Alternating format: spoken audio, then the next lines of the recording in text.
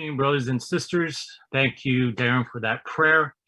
So tonight's lesson is based on the passage of John chapter 7, verses 11 through 52, in which Jesus attends the Feast of Booths.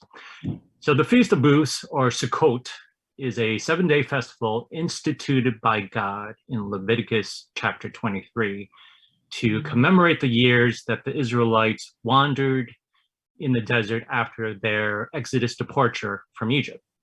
During the festival, the Jews would build and temporarily live in booths with thatched roofs of palm fronds and other plants. That was a tongue twister, by the way.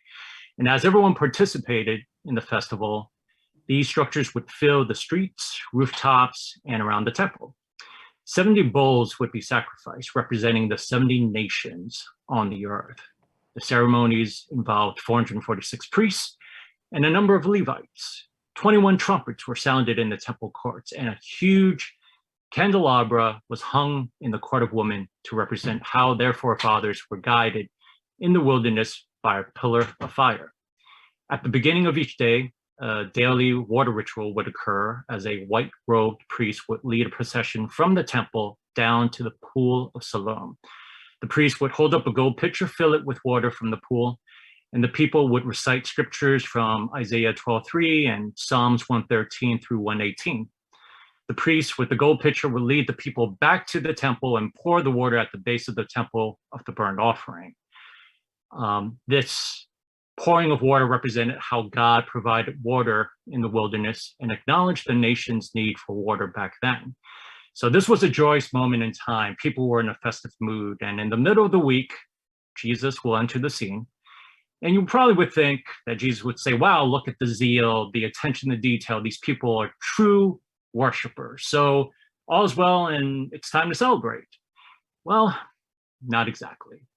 Jesus's dialogue to the people would include questioning their knowledge and understanding of acceptable practices during the Sabbath, as the practice of circumcision on the Sabbath was common, but the Jews had a problem seeing Jesus perform miracles on the Sabbath. In addition, Jesus would forecast the flowing of living water or the coming of the Spirit. And then he throws out a shocking declaration by announcing that the audience did not know God, which is referenced in John chapter 7, verse 29. So you can only imagine what the crowd was thinking. Perhaps they were just thinking, wow, Jesus, we're adhering to the ceremony that's from the Old Testament, the 7-day marathon. We threw up these tents that filled the streets, threw up a huge candelabra. And do you know how long it took to put up these things? We're sacrificing 70 bulls. And by the way, it's not cheap to get these things up there. We got 446 priests. We got happy people celebrating day and night. And with all that, we still don't know him? Huh? Well, these shocking yet sobering moments are not rare, as Jesus has called many to reevaluate the intentions and motivations of their faith. And when we read this, it is a call of attention for us to constantly remember that worship, if based on a routine of acts, no matter how zealous they are, will not lead us to a relationship with God, but it must be balanced with a spiritual self-awareness, as referenced by Romans chapter 12, verse 2, when we are encouraged to constantly evaluate and renew our minds. For example, when I was baptized, I prided myself in the fact that I was a loyal participant in fellowship. I never neglected Sundays or Wednesday Bible class or Friday devos. And that principle was founded, or is founded, in Hebrews chapter 10, verse 25, as we're encouraged not to neglect meeting together. So that's 52 Sunday services, 36 Bible classes, and 24 devos a year. And hey, don't forget the mentorship meetings and the impromptu fellowships on the weekends. I was a devoted attendee. Rain or shine, snowstorms, distance, didn't matter. I was going to make it. And I was good, right? Well, because I was a headstrong zealot in attendance, I didn't just hold myself accountable to that standard, but everyone needed to follow that standard as well. So if a brother or sister would tell me that they weren't able to make it to one of those venues, I would be silent and seemingly listening. But deep down inside, I was ready to give a sermonette.